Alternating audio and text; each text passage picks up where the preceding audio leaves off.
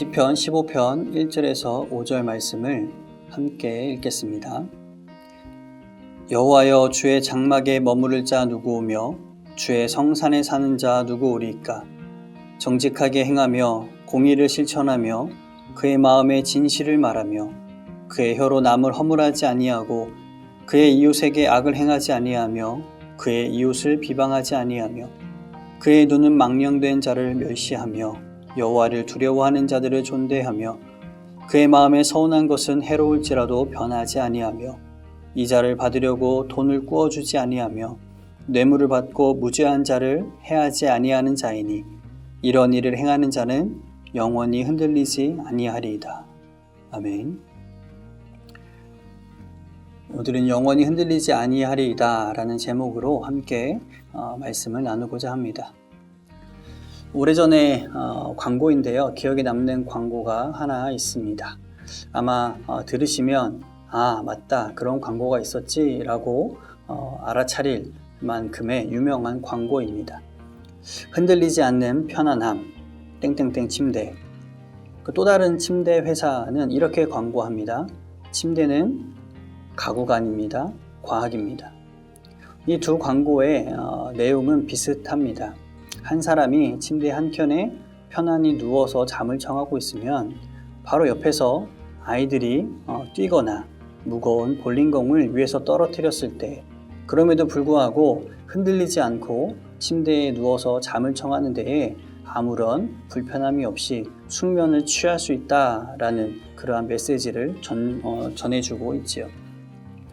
이 광고가 참 대단한 이유는 침대라는 단순한 가구에 흔들리지 않는 편안함이라는 가치를 입혔다라는 것이죠. 마치 자신들이 만든 침대를 사고 구입해서 거기서 잠을 자면 어떤 방해도 받지 않고 편안한 잠을 취하고 몸의 피로를 풀 수 있다라는 것을 홍보하는 것입니다. 이런 광고가 오랜 시간 사람들의 기억 속에서 각인되어 있는 것을 생각해 볼 때 우리 안에는 편안함을 추구하는 DNA가 있는 것은 아닐까 한번 생각해 보게 됩니다. 모험을 즐기거나 익스트림 스포츠 같은 그것을 가끔 좋아하는 사람은 있을지 몰라도 일부러 고통이나 환난 속에서 불안을 즐기려고 하는 사람은 없을 것입니다. 이는 예수님을 믿는 우리들도 마찬가지이죠. 우리가 하나님께 간구하는 그 기도의 제목들을 하나하나 살펴보면 결국엔 영원히 흔들리지 않는 그 평안한 삶, 그 상태를 유지하고자 하는 우리의 마음이 담겨 있는 것입니다. 건강하길 바라고 또 물질의 풍요로움 속에 살기를 원하며 자녀들이 성공하기를 원하는 그러한 우리의 모습들, 모두 이 땅에서 흔들림 없이 평안한 삶을 바라는 우리의 마음이 기도를 통해 하나님께 드려지는 것 아니겠습니까? 그래서 오늘은 흔들리지 않는 평안함을 어떻게 누릴 수 있는지, 그러한 평안함은 어디에서 찾을 수 있는지 한번 나누어 보고자 합니다. 오늘 함께 읽은 시편 15편 마지막에서 시의 저자인 다윗은 이렇게 고백합니다. 영원히 흔들리지 아니하리이다. 영원히 흔들리지 않을 것입니다 라는 이 다윗의 고백에는 소망이 담겨 있습니다. 소망이 담겨 있다라는 말의 의미는 현재 그렇지 않다라는 것이죠. 현재는 흔들리고 있다라는 것을 뜻하기도 합니다. 다윗의 인생에서 결코 평안한 삶을 찾아보기가 힘듭니다. 오히려 그의 인생은 늘 생명의 위협과 배반의 상처 그리고 죄의 결과로 인한 고난의 연속들이었습니다. 성경의 인물 중에 하나님의 마음에 합한 자라고 칭함받았던 다윗, 우리들처럼 그 또한 흔들리지 않는 평안함을 추구하고 바랬지만 그의 현실은 여전히 흔들리고 있음을 그의 고백을 통해서 우리는 알 수 있다라는 겁니다. 예수님을 믿는다고 해서 믿음을 가졌다고 해서 만사 형통, 꽃길만 걸어가는 것은 아닙니다. 슬픔도 고난도 때로는 삶을 포기하고 싶을 정도의 감당치 못할 그러한 시련이 찾아올 때도 있습니다.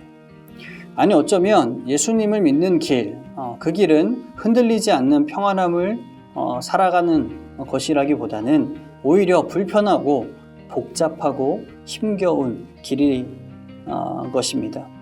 왜냐하면 예수님이 걸어가신 그 길은 자기를 부인하고 자기의 십자가를 지고 걸어가야 하는 길이며 주님께서는 우리에게 너희도 나를 따르라 말씀하고 계시기 때문입니다.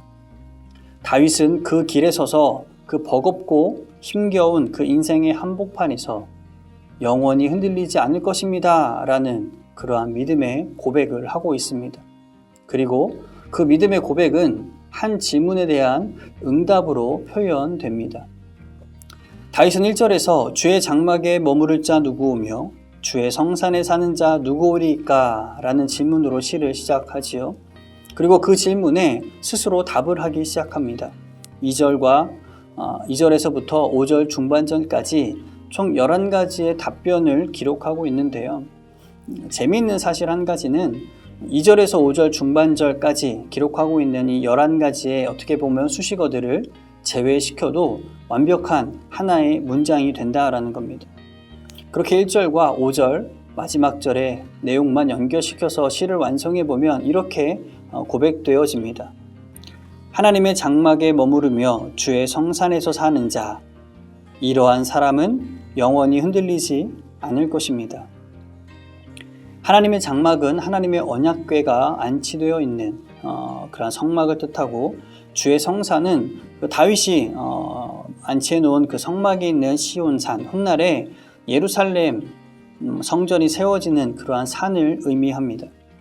이는 단순한 공간으로서의 장소를 의미하는 것이 아니라 다윗이 하나님과 밀접한 관계를 맺고 친밀한 교제를 나누었던 곳이라는 것에 더 큰 의미를 부여할 수 있는 것이지요. 본문 1절을 좀 더 집중해서 살펴보면 다윗은 주의 장막에 들어갈 자 또는 주의 성산에서 예배할 자가 누구냐라고 말하지 않고 주의 장막에 머무를 자 그리고 주의 성산에 살 자가 누구냐라고 말하고 있습니다. 들어가는 것과 머무는 것, 그리고 하나님을 예배하는 것과 하나님과 함께 살아가는 것, 그것은 전혀 다른 의미를 나타내지요. 이전교회 담임 목사님께서 이제 선교사 출신이셨는데요. 선교 강의를 통해서 이렇게 이야기하셨습니다. 선교사를 두 부류로 나누어 볼 수가 있다. 살기 위해서 선교하는 사람, 그리고 선교하기 위해 사는 사람. 즉 먹고 살기 위해 선교를 수단으로 삼는 사람과 선교를 위해 그들과 함께 그들 속에서 살아가는 사람이 있다라는 겁니다. 선교지에서 함께 산다라는 것은 동일한 그런 모습이지만 선교사라고 다 같은 선교사가 아니다라는 그러한 이야기입니다. 어떤 사람이 진짜 선교사입니까? 먹고 살기 위해 선교를 수단으로 사용하는 사람이 아니라 선교를 위해서 현지인들과 함께 살을 부비며 그렇게 함께 살아가는 사람, 동행하는 사람이 선교사이지요. 또한 1절에서 머물다와 산다라는 이 단어의 동사 시제가 미완료형입니다. 이를 통해서 현재적이고 지속적이며 영구적으로 하나님과 친밀한 관계 속에 하나님과 동행하는 삶 가운데 사는 사람이 누구냐? 그러한 사람이 영원한 흔들리지 않는 평안을 누릴 것이다 라고 다윗은 자신의 시를 통해서 우리에게 가르쳐 주고 있습니다.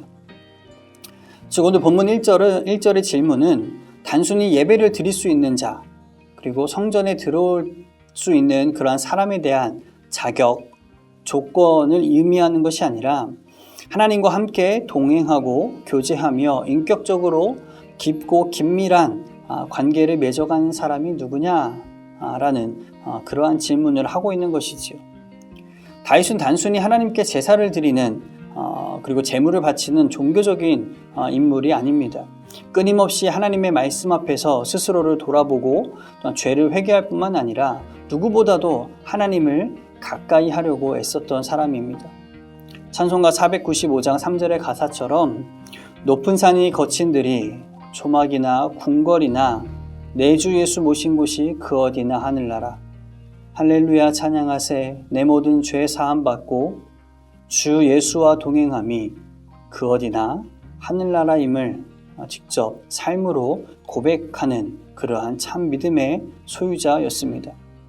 그렇게 다윗은 하나님과 함께 동행하였고 살아갔고 또한 그렇게 인격적이고 친밀한 관계를 맺고 있었고 그렇게 맺는 사람들에게 주님 안에서 영원히 흔들리지 않는 평안함을 맛볼 것이다.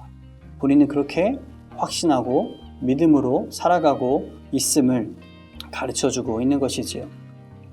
다윗의 시의 모든 주제는 대부분 이와 같은 주제를 나타냅니다. 영원히 흔들리지 않는 그 평안함은 오직 여호와 하나님 안에서 거할 때 그분과 동행할 때만 누릴 수 있다라는 겁니다. 시편 4편 8절에 내가 평안히 눕고 자기도 하리니 나를 안전히 살게 하시는 이는 오직 여호와이시니이다 라고 고백하고 있으며 시편 62편 5절에서 6절에도 이렇게 말씀합니다.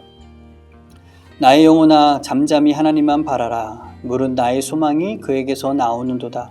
오직 그만이 나의 반석이시오 나의 구원이시오 나의 요새이시니 내가 흔들리지 아니하리로다. 대표적으로 우리 시편 23편 우리가 잘 아는 말씀이지요. 그곳에서도 동일하게 말씀합니다. 여호와는 나의 목자시니 내게 부족함이 없으리로다. 그가 나를 푸른 풀밭에 누이시며 쉴만한 물가로 인도하시는도다. 내 영혼을 소생시키시고 자기 이름을 위하여 의의 길로 인도하시는도다. 내가 사망의 음침한 골짜기로 다닐지라도 해를 두려워하지 않을 것은 주께서 나와 함께 하심이라. 주의 지팡이와 막대기가 나를 안위하시나이다 라고 다윗은 늘 고백합니다.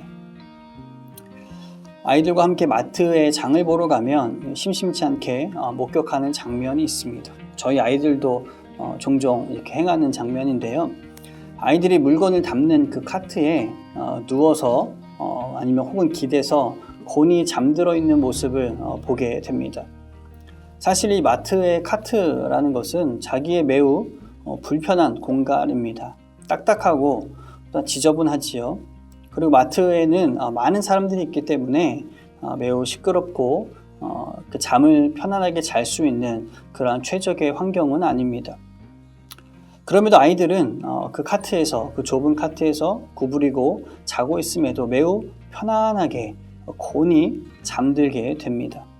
어떻게 그들이 그곳에서 그렇게 편안함에 잠을 잘 수 있을까요? 그것은 바로 아빠가 그 카트를 밀고 있기 때문입니다. 아빠와 동행하고 있기 때문에 그 장소가 어떠하든지 그들은 편안하게 곤히 잠을 청할 수 있는 것이지. 분명히 장을 다 본 후에 비록 지금은 좀 시끄럽고 불편하지만 아빠가 자신을 씻겨서 편안한 침대 위로 옮겨줄 것을 알고 있고 믿고 있기에 아이들은 그 비좁고 지저분하고 불편한 그 작은 카트 안에서 평안함, 정말 세상 평안한 잠을 청할 수 있게 되는 겁니다.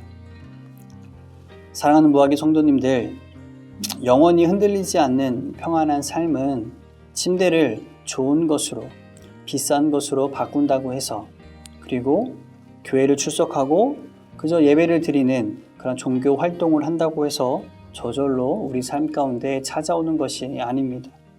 세상이 줄 수 없는 그러한 참된 평안, 영원히 흔들리지 않는 그 평안함은 오직 우리의 아버지가 되시는 주님과 함께 동행할 때, 그 주님 품 안에 오롯이 안겨 있을 때, 그럴 때 누리게 되는 은혜입니다. 그리고 그 주님은 임마누엘의 하나님, 언제나 늘 우리와 항상 함께 하시는 하나님이다 라고 성경은 말씀하고 있습니다. 오늘도 임마누엘, 우리 그 주님과 함께 동행하며 그 주님의 품 안에서 참된 평안과 안식을 누리시는 귀한 삶이 되시기를 주님의 이름으로 축복합니다.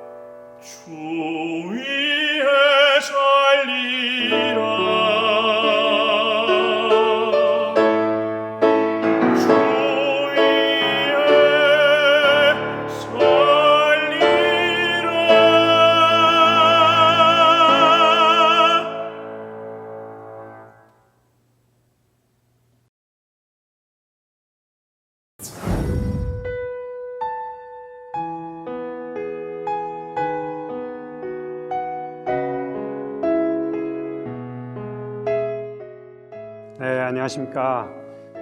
저는 그림을 그리는 서양화가 김복동입니다. 무학교에서는 1교구 총무를 섬기고 있고요. 소년 2부 부장을 맡고 있습니다. 저는 이제 어려서부터 신앙생활을 했고요. 우리 무학교에 나오게 된 거는 90년 제가 결혼할 때 주례 서주신 목사님이 사실은 왕십리로 이사를 간다고 하니까 무학교를 가라고 추천을 해주셨어요. 근데 바로 오지는 못하고 우리 큰아이가 이제 유치원을 다니게 됐는데 우리 무학교에서 운영하는 소망 유치원을 나오게 됐고 여러 가지 이제 일이 있었고 제가 무학교로 나오게 됐습니다. 저는 어려서부터 그림을 좋아했습니다. 저희 집안의 큰형님이 이제 만화가이셨고, 그리고 이제 저는 어려서부터 그림 그려서 실기 대회 같은 데 나가서 그림을 그리면 늘 상을 받았고, 그래서 제가 그림에 소질이 있나 보다라고 생각을 하고 늘 외길로 그림만 그려왔습니다.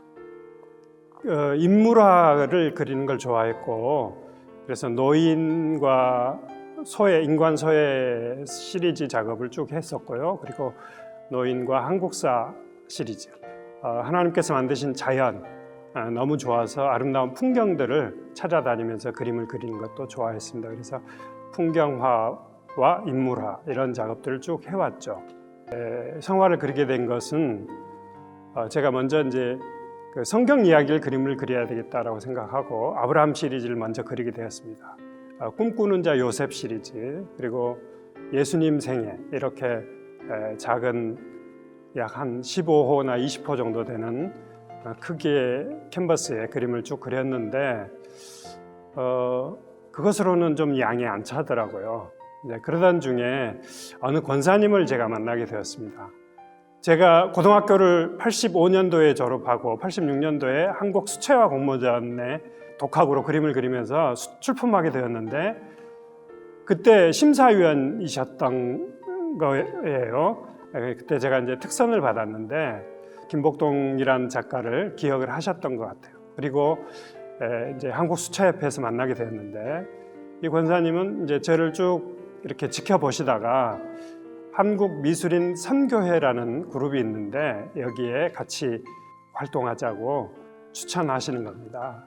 이분을 만나 뵙고 제가 이제 선교에 관심을 갖게 되었습니다.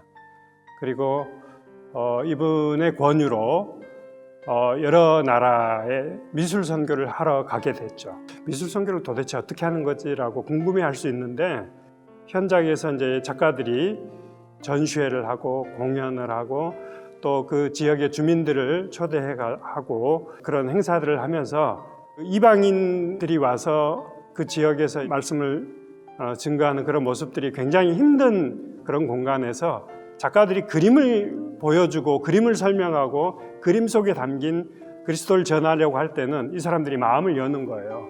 이제 그런 경험들을 하면서 미술 선교라는 게 굉장히 중요하다라는 마인드를 갖게 되었습니다.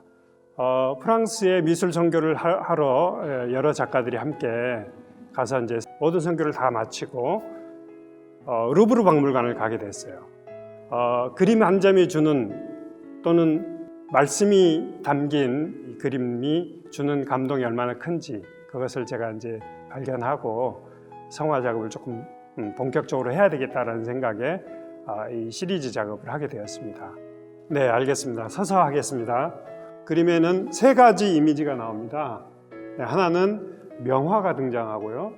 그리고 나무로 만들어진 오브제, 십자가가 등장하고요. 그리고 현대 여성이 등장합니다. 제가 성화 20점 연작 시리즈의 큰 컨셉 중에 하나인데요.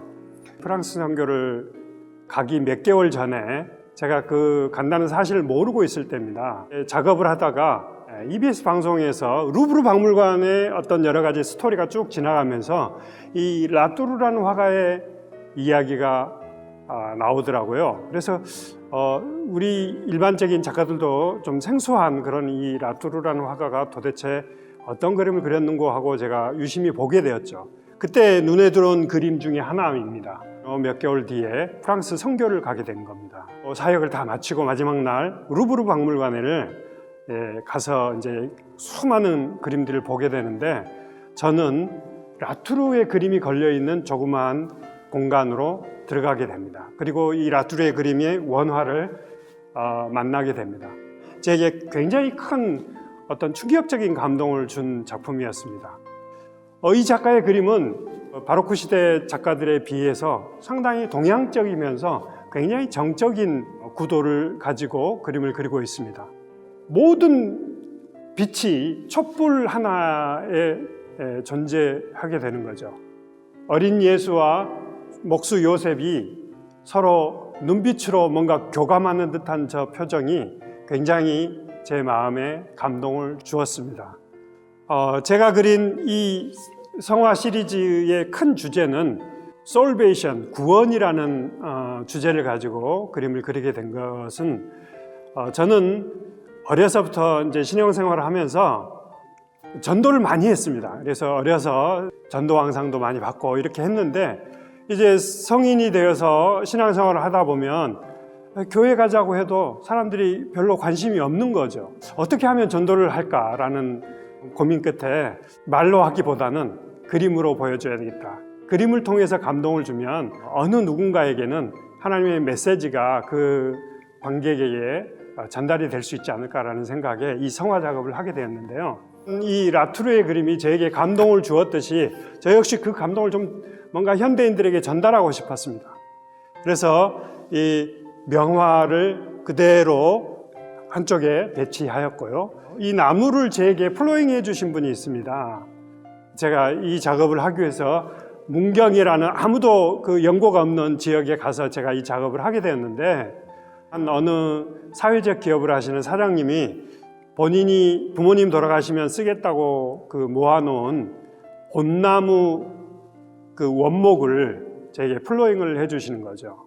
그래서 그 나무를 가지고 십자가를 만들었습니다. 이 나무 조각은 여러분들 혹시 세어보시면 아시겠지만 365개의 십자가입니다. 이렇게 나무의 결을 살려서 우리가 이 나무가 흠이 있고 그 매일매일 우리의 하루의 삶이 고달프고 힘든 그런 삶을 살아가지만 365개의 나무를 쪼개서 십자가를 형상화한 것처럼 그리스도와 함께하는 삶, 그것을 우리가 늘 기도하면서 살아가자라는 의미로 기도하는 모습의 현대 여인과 함께 이렇게 재구성한 그런 작업입니다. 이 작품은 수르바란이라는 화가의 희생양의 작품을 제가 여기다가 옮겨 놓은 그림이고요. 저 가시면류관의 형태가 있고, 그리고 꽃을 든 여인의 모습이 있습니다. 예수께서 값없이 우리를 위해서 희생하셨던 그 모습을 우리 어린 양에 비유한 것처럼 희생을 통한 우리의 구원을, 기쁨을 노래하는 그런 현대인을 그렇게 그려놓은 것입니다. 가운데 있는 작품은 혹시 여러분들 이렇게 익숙한 그림일 수 있는데요. 이삭의 희생이라는 까르바쪼의 작품입니다. 명화가 등장하고요. 역시 현대 어린 여자아이가 등장하고, 그리고 이쪽에는 12개의 돌이 수직적으로 배치되어 있는데요. 이 돌은 제가 목사님의 설교를 듣다가 생각하게 된 구상인데요. 이스라엘 백성들이 이집트에서 출애굽하고 홍해를 건넜고, 그리고 광야에서 40년 생활을 하다가 마침내 요단강을 건너서 가나안 땅으로 들어가게 되는 장면이 나오죠. 이스라엘 백성들이 법궤를 메고 요단강을 건너가서 맨 처음에 한 일이 12개의 돌을 세워서 하나님께 예배하고 기념하는 장면이 나옵니다. 그거의 상징적인 예배의 의미로 제가 다듬지 않은 돌, 자연스러운 그 돌들을 수직적으로 저렇게 배치해서 작품을 구성해 봤습니다. 이제 이 작품은 마태를 부르시는 예수님이라는 제목의 그림이 아주 큰 작품이고, 까르바쪼가 그린 그 명작 중의 명작이라고 할 수 있습니다. 까르바쪼라는 화가는 그 이름에 미켈란젤로라는 이름이 들어가는데요. 예수님의 손동작에 미켈란젤로 천지창조에 나오는 아담의 손동작을 하고 있습니다. 자세히 보시면 저 작품 속에는 저 다섯 남자들의 의상과 예수님의 의상이 다릅니다. 그리고 현대 여성이 나오는 거죠. 까르바쪼는 당시에도 2시간대의 개념을 도입해서 1시간대로 그려놓은 그런 화가라고 볼 수 있습니다. 2000년 전 유대인의 예수님의 의상을 하고 있고, 그리고 당시, 그러니까 그 시대에 존재하는 젊은 남자들의 의상을 그대로 입힌 채로 모델을 사용하였다는 것을 우리가 볼 수 있습니다. 우리가 봤을 때 맨 왼쪽에 고개를 숙이고 그저 동전을 바라보는 것처럼 남자도 보이죠. 누가 부르든지 나는 상관없어, 내 일만 늘 할 거야, 나는 돈이 더 좋아 라고 생각하고 그런 모습으로 하고 있는 사람도 있고, 그러나 예수님의 부르심에 접니까라고는 표정을 짓고 예수님으로 시선을 향하고 있는 남자도 보입니다. 어떤 남자가 마태일지 여러분들 한번 생각해 보시면 좋겠습니다. 이 작품은 엠마오의 저녁 식사라는 까라바초의 그림과 함께 제가 현대인을 넣고 나무를 이렇게 오브제로 넣어서 재구성한 그런 작품입니다. 우리가 엠마오로 내려가는 두 제자 이야기를 성경에서 많이 들었을 겁니다. 예수님께서 그 제자들의 집에 들어가서 같이 함께 식사하는 장면이 나오는데, 그때까지 그 제자들은 예수님이 누구인지, 바로 옆에 같이 함께 대화를 나누는 그분이 예수님인지를 잘 모르다가 식사를 하는 중에 그때서야 예수님인지를 알게 되는 그런 장면이죠. 테이블 위에 과일 바구니가 나오고 칠면조 요리 같은 고기가 있고요, 빵도 있고 포도주도 있고 이런 정물들이 등장하는데, 까라바초라는 화가는 정물을 최초로 그린 화가로 알려져 있습니다. 예수님의 의상은 유대인의 2000년 전에 이 의상을 하고 있다면, 그 외 나머지 세 남자는 까라바초 시대 이태리에 거주했던 남자들의 의상을 하고 있죠. 그리고 여기 자세히 보시면 과일 바구니가 굉장히 불안정하게 보이죠. 마치 앞으로 떨어질 것 같은 그런 느낌이 나죠. 당시의 그림들에 나오는 모든 소재들은 다 의미를 가지고 있다고 합니다. 특히 이 과일 바구니는 교회를 상징하고 있어요. 1517년에 종교개혁이 일어나게 되는데, 까라바초의 눈에는 교회가 굉장히 위태로웠다고 생각이 들었을 것 같아요. 그래서 교회를 상징하는 과일 바구니가 테이블의 그 아주 가장자리에 마치 곧 떨어질 것 같은 그런 위태로운 상황을 연출한 모습을 우리가 볼 수 있습니다. 예수님의 말씀에 귀를 기울이고 있는 세 남자와 함께, 그리고 현대인이 예수님의 말씀에 귀를 기울이면서 예수님의 부활을 세상을 향해서 증거하는 그런 포즈로 제가 구도를 잡아서 그리게 되었습니다. 미스바 라운지에 제 작품 2점이 원화로 있고요. 혹시 기회가 된다면 우리 교회에 어느 시기에 전시해서 여러분들께 보여드릴 수 있는 기회가 있었으면 좋겠습니다. 제가 우리 무튜브를 통해서 제 그림을 소개할 수 있게 되어서 너무 기쁘고 감사합니다. 코로나로 인해서 여러 가지 어려움이 많고 불편한 점들도 많은데, 여러분들 끝까지 참아내시고 승리하셨으면 좋겠습니다. 감사합니다.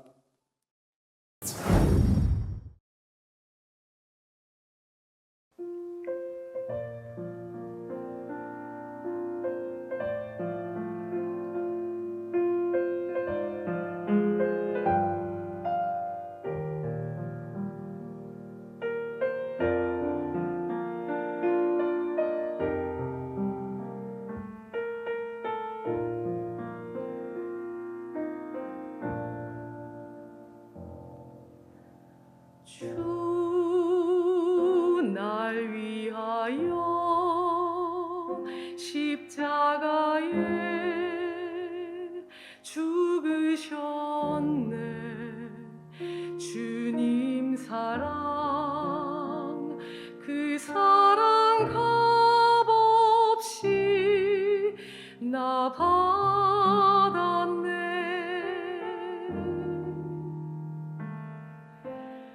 나 주를 위해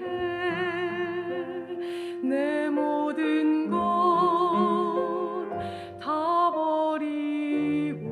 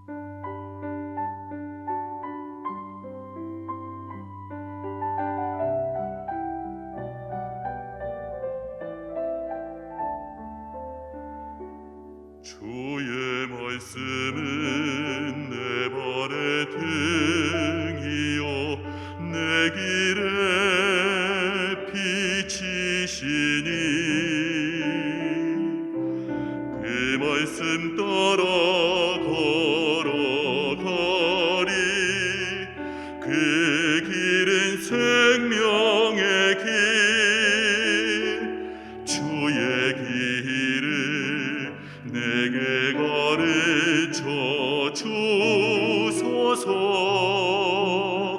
진리로 나를 가르치소서. 주는 내 구원자, 내 인도자. 주의 길로 인도하소서. 내 발에 비추는 그 빛 따라 한 걸음 또 한 걸음 주와 함께 걸으리.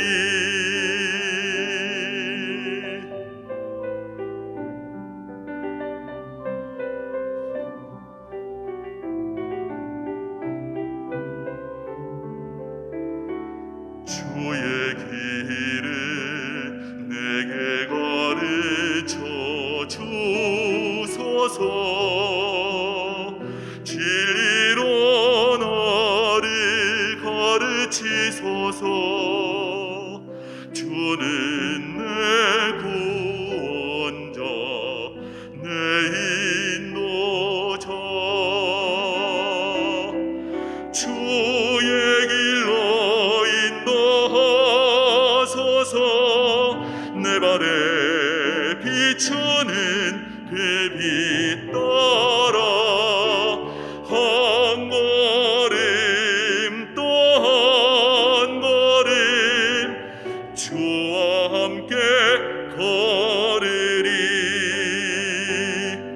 여호와께서 우리의 걸음을 정하시고 그의 길을 기뻐하시나니 넘어져도 아주 엎드려 지지 아니함은 그의 손으로 붙드심이로다. 적게 일로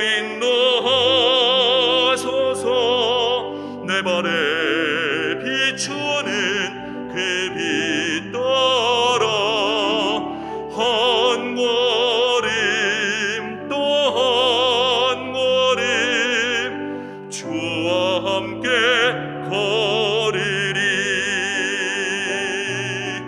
주와 함께 걸으리.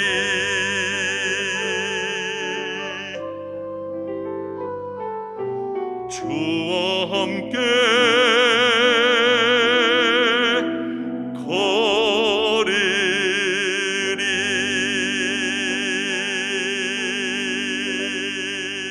걸으리.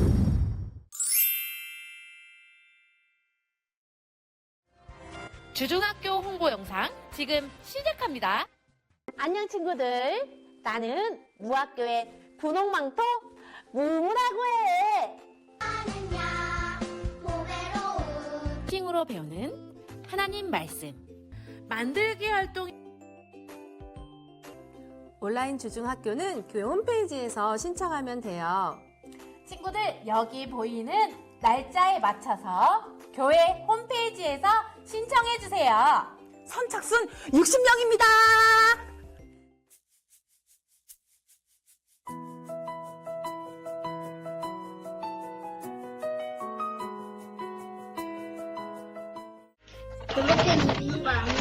이렇게 되니까 진짜 땅속에 들어간 것 같아. 이렇게요. 오.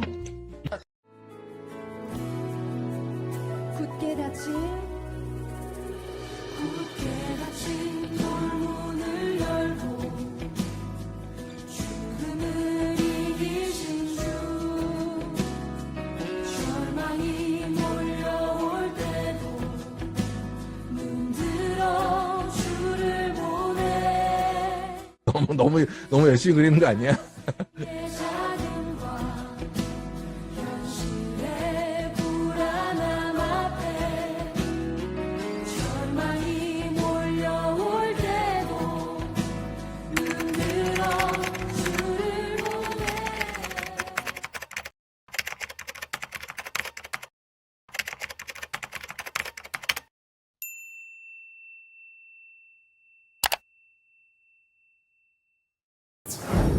창세기 21장. 여호와께서 말씀하신 대로 사라를 돌보셨고 여호와께서 말씀하신 대로 사라에게 행하셨으므로 사라가 임신하고 하나님이 말씀하신 시기가 되어 노년에 아브라함에게 아들을 낳으니 아브라함이 그에게 태어난 아들 곧 사라가 자기에게 낳은 아들을 이름하여 이삭이라 하였고 그 아들 이삭이 난 지 8일 만에 그가 하나님이 명령하신 대로 할례를 행하였더라. 아브라함이 그의 아들 이삭이 그에게 태어날 때에 100세라. 사라가 이르되 하나님이 나를 웃게 하시니 듣는 자가 다 나와 함께 웃으리로다. 또 이르되 사라가 자식들을 젖먹이겠다고 누가 아브라함에게 말하였으리오마는 아브라함의 노경에 내가 아들을 낳았도다 하니라. 아이가 자라매 젖을 떼고 이삭이 젖을 떼는 날에 아브라함이 큰 잔치를 베풀었더라. 사라가 본즉 아브라함의 아들 애굽 여인 하갈의 아들이 이삭을 놀리는지라. 그가 아브라함에게 이르되 이 여종과 그 아들을 내쫓으라. 이 종의 아들은 내 아들 이삭과 함께 기업을 얻지 못하리라 하므로 아브라함이 그의 아들로 말미암아 그 일이 매우 근심이 되었더니 하나님이 아브라함에게 이르시되 내 아이나 내 여종으로 말미암아 근심하지 말고 사라가 내게 이른 말을 다 들으라. 이삭에게서 나는 자라야 내 씨라 부를 것임이니라. 그러나 여종의 아들도 내 씨니 내가 그로 한 민족을 이루게 하리라 하신지라. 아브라함이 아침에 일찍이 일어나 떡과 물 한 가죽 부대를 가져다가 하갈의 어깨에 메워주고 그 아이를 데리고 가게 하니 하갈이 나가서 브엘세바 광야에서 방황하더니 가죽 부대에 물이 떨어진지라. 그 자식을 관목 덤불 아래에 두고 이르되 아이가 죽는 것을 참아 보지 못하겠다 하고 화살 한바탕 거리 떨어져 마주 앉아 바라보며 소리내어 우니 하나님이 그 어린 아이의 소리를 들으셨으므로 하나님의 사자가 하늘에서부터 하갈을 불러 이르시되 하갈아 무슨 일이냐 두려워하지 말라. 하나님이 저기 있는 아이의 소리를 들으셨나니 일어나 아이를 일으켜 내 손으로 붙들라. 그가 큰 민족을 이루게 하리라 하시니라. 하나님이 하갈의 눈을 밝히셨으므로 샘물을 보고 가서 가죽 부대에 물을 채워다가 그 아이에게 마시게 하였더라. 하나님이 그 아이와 함께 계심에 그가 장성하여 광야에서 거주하며 활 쏘는 자가 되었더니 그가 바란 광야에 거주할 때에 그의 어머니가 그를 위하여 애굽 땅에서 아내를 얻어 주었더라. 그때 아비멜렉과 그 군대 장관 비골이 아브라함에게 말하여 이르되 내가 무슨 일을 하든지 하나님이 너와 함께 계시도다. 그런즉 너는 나와 내 아들과 내 손자에게 거짓되이 행하지 아니하기를 이제 여기서 하나님을 가리켜 내게 맹세하라. 내가 내게 후대한 대로 너도 나와 내가 머무는 이 땅에 행할 것이니라.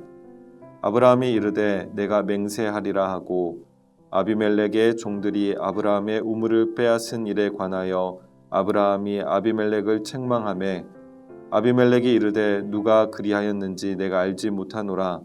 너도 내게 알리지 아니하였고 나도 듣지 못하였더니 오늘에야 들었노라.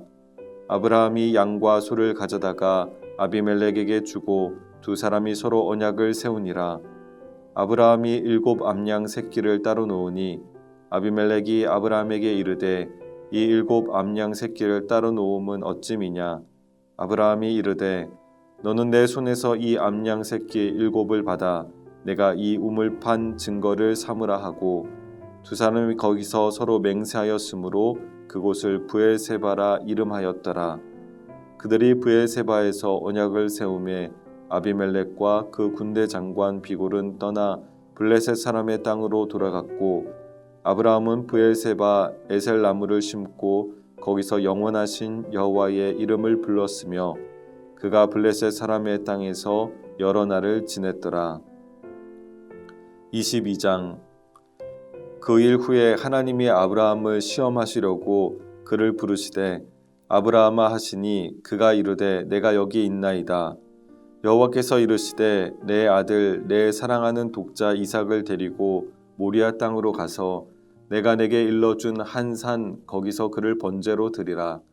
아브라함이 아침에 일찍이 일어나 나귀의 안장을 지우고 두 종과 그의 아들 이삭을 데리고 번제에 쓸 나무를 쪼개어 가지고 떠나 하나님이 자기에게 일러주신 곳으로 가더니 제3일에 아브라함이 눈을 들어 그곳을 멀리 바라본지라. 이에 아브라함이 종들에게 이르되 너희는 나귀와 함께 여기서 기다리라. 내가 아이와 함께 저기 가서 예배하고 우리가 너희에게로 돌아오리라 하고 아브라함이 이에 번제 나무를 가져다가 그의 아들 이삭에게 지우고 자기는 불과 칼을 손에 들고 두 사람이 동행하더니 이삭이 그 아버지 아브라함에게 말하여 이르되 내 아버지여 하니 그가 이르되 내 아들아 내가 여기 있노라. 이삭이 이르되 불과 나무는 있거니와 번제할 어린 양은 어디 있나이까? 아브라함이 이르되 내 아들아 번제할 어린 양은 하나님이 자기를 위하여 친히 준비하시리라 하고 두 사람이 함께 나아가서 하나님이 그에게 일러주신 곳에 이른지라. 이에 아브라함이 그곳에 제단을 쌓고 나무를 버려놓고 그의 아들 이삭을 결박하여 제단 나무 위에 놓고 손을 내밀어 칼을 잡고 그 아들을 잡으려 하니 여호와의 사자가 하늘에서부터 그를 불러 이르시되 아브라함아 아브라함아 하시는지라. 아브라함이 이르되 내가 여기 있나이다 하매 사자가 이르시되 그 아이에게 내 손을 대지 말라. 그에게 아무 일도 하지 말라. 내가 내 아들 내 독자까지도 내게 아끼지 아니하였으니 내가 이제야 내가 하나님을 경외하는 줄을 아노라. 아브라함이 눈을 들어 살펴본즉 한 수장이 뒤에 있는데 뿔이 수풀에 걸려 있는지라. 아브라함이 가서 그 숫 양을 가져다가 아들을 대신하여 번제로 드렸더라. 아브라함이 그 땅 이름을 여호와 이레라 하였으므로 오늘날까지 사람들이 이르기를 여호와의 산에서 준비되리라 하더라. 여호와의 사자가 하늘에서부터 두 번째 아브라함을 불러 이르시되 여호와께서 이르시기를 내가 나를 가리켜 맹세하노니 내가 이같이 행하여 내 아들 내 독자도 아끼지 아니하였은즉 내가 내게 큰 복을 주고 내 씨가 크게 번성하여 하늘의 별과 같고 바닷가의 모래와 같게 하리니 내 씨가 그 대적의 성문을 차지하리라. 또 내 씨로 말미암아 천하 만민이 복을 받으리니 이는 내가 나의 말을 준행하였음이니라 하셨다 하니라. 이에 아브라함이 그의 종들에게로 돌아가서 함께 떠나 부엘세바에 이르러 거기 거주하였더라. 이 일 후에 어떤 사람이 아브라함에게 알리어 이르기를 밀가가 당신의 형제 나홀에게 자녀를 낳았다 하였더라. 그의 맏아들은 우스요 우스의 형제는 부스와 아람의 아버지 그무엘과 게색과 하소와 빌다스와 이들랍과 부두엘이라. 이 8사람은 아브라함의 형제 나홀의 아내 밀가의 수생이며 부두엘은 리브가를 낳았고 나홀의 첩 르우마라 하는 자도 데바와 가함과 다하스와 마아가를 낳았더라.